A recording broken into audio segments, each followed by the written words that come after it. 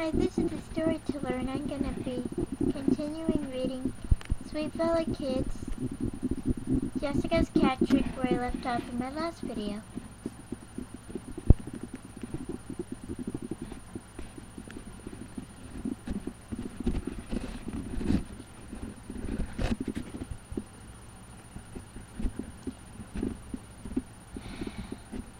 Elizabeth and Jessica look at each other.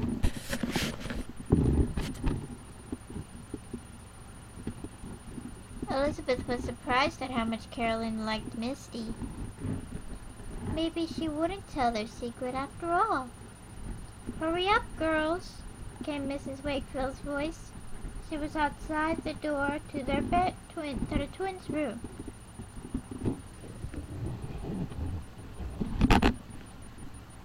"Quick," Jessica gasped. "Put Misty in the closet and shut the door." The moment Misty went back in the closet, Mrs. Wakefield walked into the bedroom. "It's time to get the bus," she reminded them. Elizabeth nodded. "Okay, Mom." Their mother turned out to go, but then she stopped and sniffed the air. "What is that? It smells like fish in here." Elizabeth's cheeks got hot and then cold from where she was standing. She could see the empty tuna fish in the trash basket by her desk. What was she going to say? "I have a tuna sandwich for lunch," Caroline said suddenly. She held up her lunchbox. "I think it's leaking." Elizabeth stared at Carolyn. What a smart answer. "That must be it," Mrs. Wakefield said with a chuckle. "Meow." Everyone froze. Mrs. Wakefield looked puzzled. "What on earth?" "Ow," Carolyn said. She put one hand on her mouth. "It's my loose tooth." "I didn't mean to make such a loud noise," she apologized. Mrs. Wakefield smiled. "That's all right. Now hurry up, girls, or you'll miss the bus." She left the room.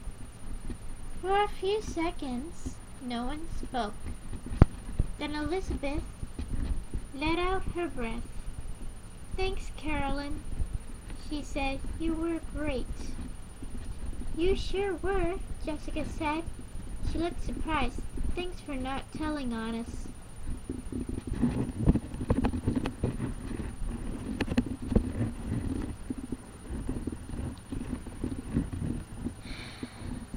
"I wouldn't tell on you," Caroline said. "I just wanted to see the kitty."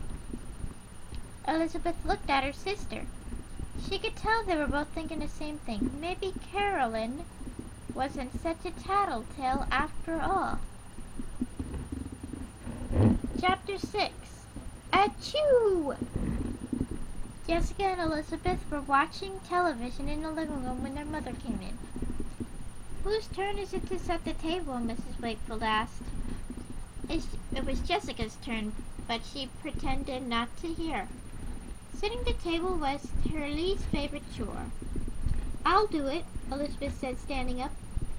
Their mother raised her eyebrows. "That means it must be Jessica's turn. Come on, young lady." "Okay," Jessica said with a sigh. She stood up and walked slowly to the door. "I'll help you," Elizabeth offered. The table was set just in time for dinner. Mr. Wakefield carried a platter of roast chicken into the dining room. But before he put it down, he stopped. "Ah!" he gasped. "Look at my face. Ah! Let me take that," Mrs. Wakefield said, taking the platter out of his hands. "Chew!" Mr. Wakefield let out a gigantic sneeze. Jessica gave a quick look at her sister. Elizabeth was sitting in her seat, carefully unfolding her napkin. Jessica concentrating on pouring herself a glass of milk. Are you coming down with a cold? Mrs. Wakefield asked. Mr. Wakefield rubbed his eyes and shook his head. No, it feels more like hay fever, but it's a little too early in the season for that. I've got hay fever too, Stephen chimed in. My throat feels all scratchy. He made a groaning, choking sound in his throat to show what he meant. I wonder what it could be, Mrs. Wakefield said thoughtfully. Jessica didn't dare look at Elizabeth again. They knew what it could be. It was Misty. As their father started serving dinner, he said, "You know, it's as though there's a cat in the house." Jessica suddenly knocked her milk glass over. "Jessica!"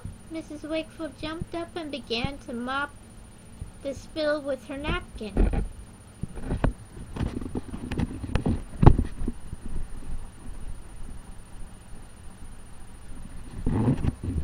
"Sorry," Jessica said. She stared wide-eyed at Elizabeth. Elizabeth didn't say anything. She just helped clean up the puddle of milk. "What are we going to do?" Jessica whispered in Elizabeth's ear, while the others were busy helping.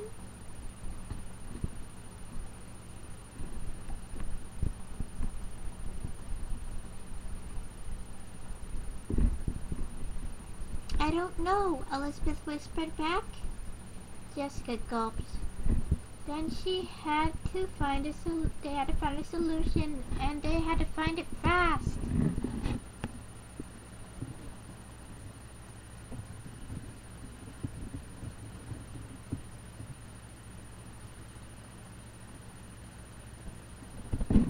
Chapter 7: A Home for Misty. We have to do something about Misty," Elizabeth told Jessica as they walked to the bus stop the next morning. Jessica looked behind them to see if anyone could hear.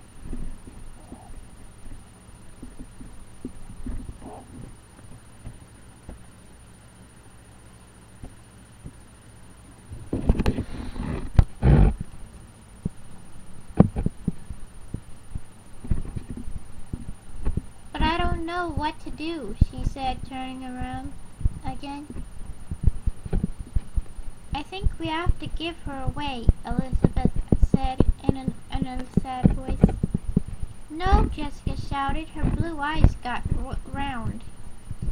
"I want to keep her."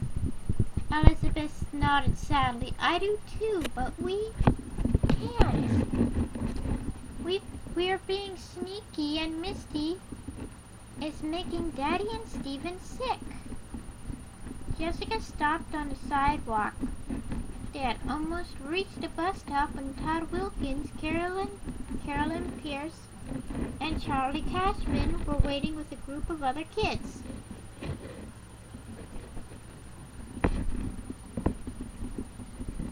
"I think we have to," Elizabeth went on. "But maybe we could give her to someone who lives near us. Then we could visit her," Jessica said, sounding more hopeful. Elizabeth nodded. "That's right." At the time, they both looked at Caroline. Charlie Cashman had taken her lunchbox and was looking inside it. "You give that back, Charlie!" Caroline yelled.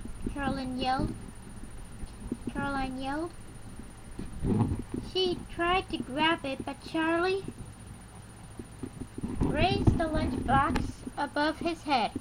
"I'm telling you," Caroline shouted. "I'm telling you. I'm telling you," Charlie repeated. He tossed the lunchbox back to her. "This is a gross lunch anyway."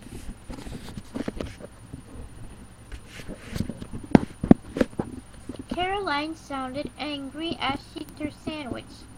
"If you ruined it, I'm telling Miss Becker." Elizabeth and Jessica looked at each other. Caroline wasn't their favorite person, but she seemed to like Misty a lot, and she lived so close by. Should we ask her? Elizabeth said. She knew her twin sister who she was. Jessica poked Elizabeth with her elbow. Yes, but you ask her. Okay, let's go, Elizabeth said. Together they walked up to Caroline. We have to talk to you, Elizabeth said. Jessica nodded. It's a secret meeting. Come on. The twins walked to the big oak tree on the corner. Caroline followed them. What is it? She asked, sounding both curious and excited. Elizabeth lowered her voice. First you have to promise not to tell anyone what we ask you, she said.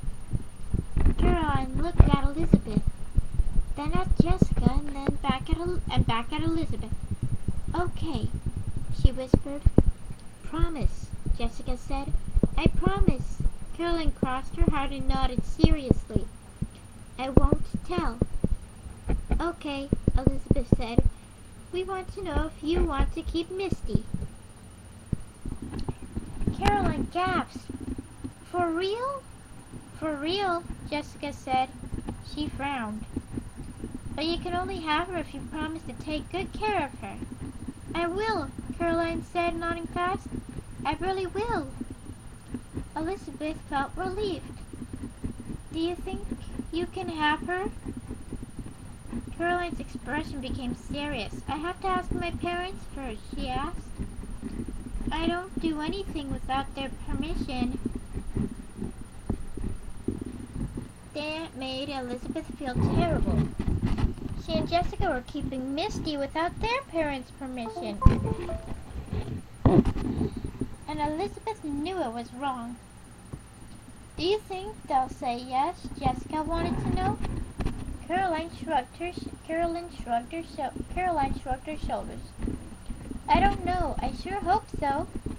Elizabeth and Jessica looked at each other.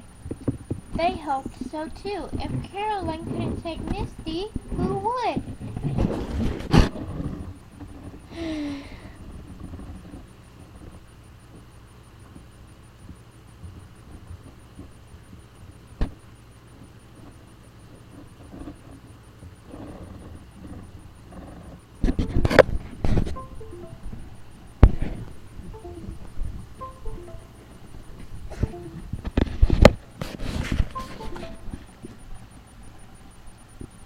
Chapter 8. What's wrong with Misty?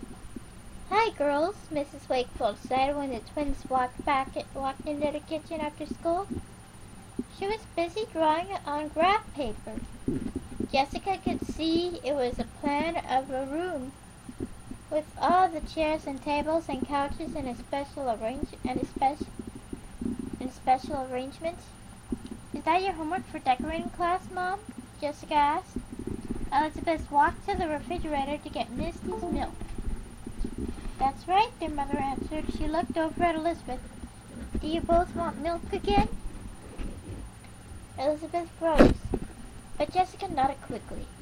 Yes, please. Can we drink it upstairs? Of course.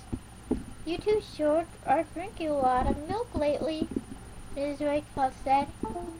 Jessica opened her eyes wide. We like milk. That's right, Elizabeth agreed. We love milk.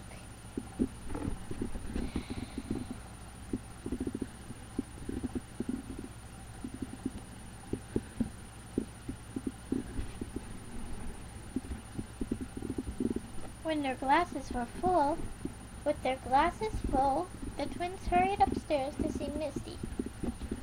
Let's share this one, Jessica said, after she took a sip of her milk. Elizabeth nodded and opened the closet door. Hi, Misty. She poured her glass of milk into Misty's bowl. Meow, Misty purred. Very quietly, she didn't get up from her soft bed.